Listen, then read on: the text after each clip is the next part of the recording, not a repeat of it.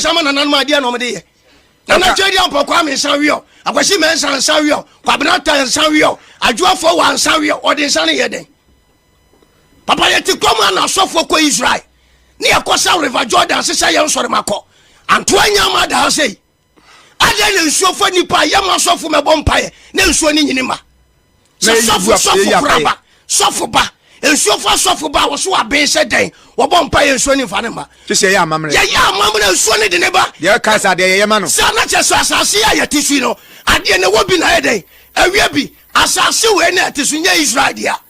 said the Christian Council for so music cathedral e ho ni museum yet Ghana Jimisam and yes museum dia ma Israel for ya tie ye kroma say and ye dey man sika ka e kunkum nkrofo and ye dey kroma sika e museum and dia ma Israel for say ye go read the Bible history ya dey ali papa mpacho ojira wuni papa ni mbone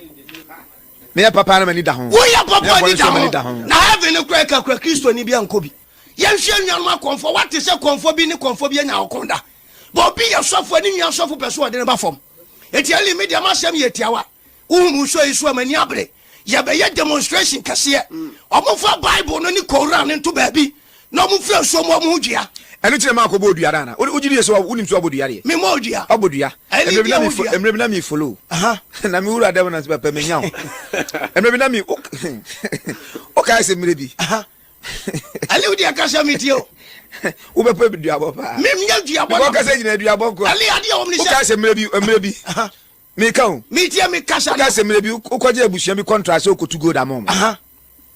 ko to gold no a wo bo mu dua gold o mu ntimi ni ali ma mo mu dua o kai sa sorry ne me kasha wo ba mani mo sa asem we probeso dia wo mu nyina no ye se ali me no mo kasa se ye ko to gold me bo ho ka ne matu achemu mi da bi o mo na de o contract o mo na de ba ye me chemu ye wi am ya me boka ni atuni achemu mienu okay abusua de ba ko me de ba ko ye tu ade ne be si wonu wie na abusua no ye nchemu mienu o mo se de si do so no se ye nchen mienu mo ni abre me nkaka me boye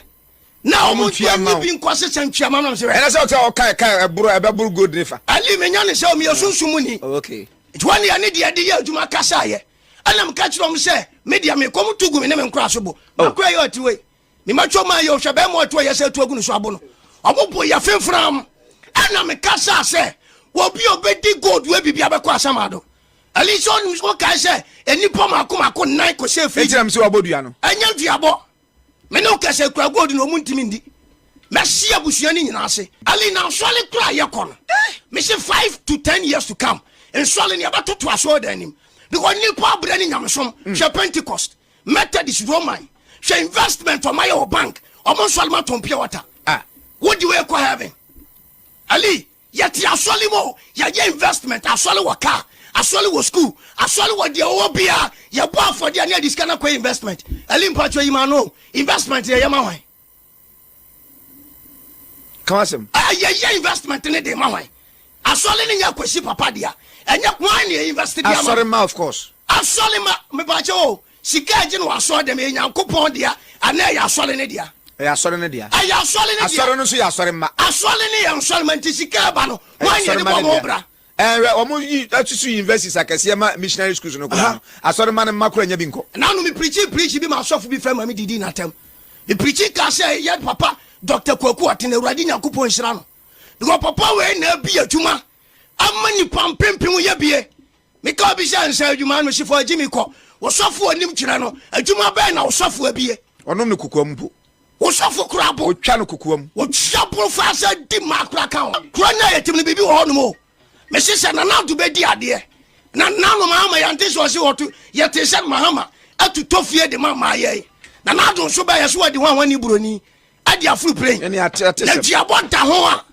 anke frase ko ya tonsu kwa ka mesram muntwe ska ma contractor wo contractor wo so wo ba no wo so abegina mpacho wa anya wo bo ho dua papa ko bia anyi adwuma no nye enu de man na de sesa mumu e dia le meme dia agidie mu pa dia we de o se kagidie me hu abrantie bia minim na koma minim na dwene is immature yes obi samene o chena beka cho say prophet you odifo or onye mature Roger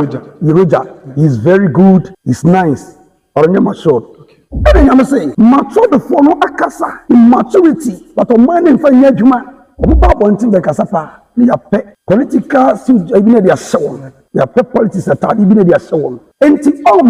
pe maturity sembia biem me pe obi a obeka no se ne hu ye na plain language boom boom boom e nyame se say wo so be ma branch fe no roja na obakukuduro onsuro nipa na obeka no se de me nyankopon be dia mamo also insam no we free bia hontema eye pem yes na nyame peso prove che nipa say we nyame kwan be na nyame fa so a oji nipa fa nipa so e chi nipa bible say me nya bibi nkwati ni nko difo ya nti me fa odifo ba akoso ene nakasa na tie me ade nti na eye sa difo no nyame yusu no nyame say o my way up to me so tua che ye bomi nkofo bi ni ntia che ninsem bia me de ma o man no nipa dom bebrebu ni ntia dumre bi mpo ehu beto nyame difo so say obesenkom now so obi ntumi nka nyame no ntum na nyame say I'll prove myself to the people and sadia and seven no eba no nimfa ma empanifo a wonim die pa e wodi fudumam ameka de se bibi so asofo mpanifo Ghana be mfa sam no emma won nyemo me ho abrantie bia minim na koma minim na dwa